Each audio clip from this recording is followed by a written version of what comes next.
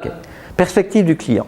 C'est la deuxième composante, observation client si vous voulez. Alors là c'est quelque chose d'un peu plus récent, on s'est rendu compte que pour faire, enfin non vous savez très bien, c'est ce qu'il me disait tout à l'heure, hein, faire une belle proposition de valeur, il faut que ça fitte bien avec le client, il faut qu'il ait envie d'acheter, il faut que ça corresponde à son besoin, ou à ce qu'on anticipe. Donc créer une jolie proposition de valeur suppose une bonne compréhension du client. Qui sait ça? Qui connaît? Comment connaître un client? Ah, lui sait. C'est qui? Non? C'est un designer super connu. C'est Philippe Stark. Et lui, il sait comment interpréter un client. Il a fait des chasses de WC, il a fait des brosses à dents, il a fait des hôtels, il a fait des bateaux, il a fait des avions. Donc c'est vraiment un gars qui sait anticiper ça. La vidéo qui suit est comique parce que le gars, il est vraiment pas comme nous. Hein. Et la deuxième chose, son anglais est pire que le mien. Mais c'est traduit. After there is people like me who deserve to exist and who are so ashamed to make this useless job, who try to do it in a other way, and I try to not make the object for the object, but for the result, for the profit, for the human being, the person who will use it. If we take the toothbrush, if I don't think about the toothbrush, I think what will be the effect of the toothbrush in the mouth. And to understand what will be the effect of the toothbrush in the mouth, I must imagine who owns this mouth.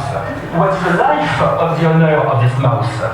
In what society this guy live? What civilization? Et ainsi de suite, et continue. Ben, le problème, c'est qu'on n'a pas un designer sur la main, surtout quand on lance une entreprise. Donc, qu'est-ce qu'on fait?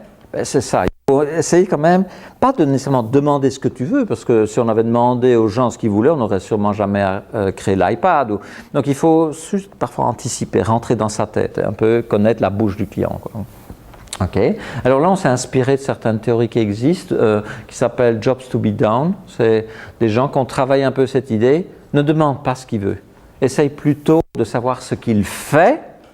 Et ça peut peut-être aider à savoir construire une réponse à son besoin qui n'est pas nécessairement exprimé comme besoin, mais qui pourrait faire du sens dans ce qu'il fait, dans le domaine d'activité qui nous intéresse. Donc le focus n'est pas sur le produit, si vous voulez, hein, ou le besoin du client, mais sur plutôt le job qu'il doit faire pour acheter de la nourriture, pour faire des choses. En fait, le besoin de ça. Alors, c'est pas, le besoin n'est pas exprimé par ce client-là, mais il fait quelque chose. D'accord? Par exemple, vous, en tant que maman, vous transportez vos commissions et sur l'année, vous faites des tonnes de commissions parce qu'il faut les mettre de l'étagère dans le chariot, du chariot sous le tapis, du tapis dans le chariot, du chariot dans la voiture. Donc ça, c'est un truc que vous voyez faire.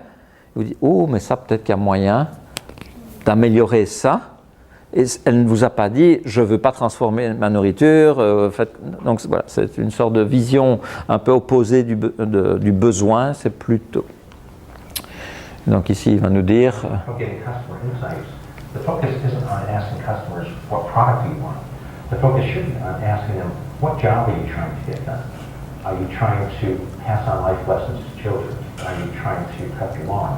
Are you trying to entertain? Donc c'est ça un peu l'idée, quoi. C'est de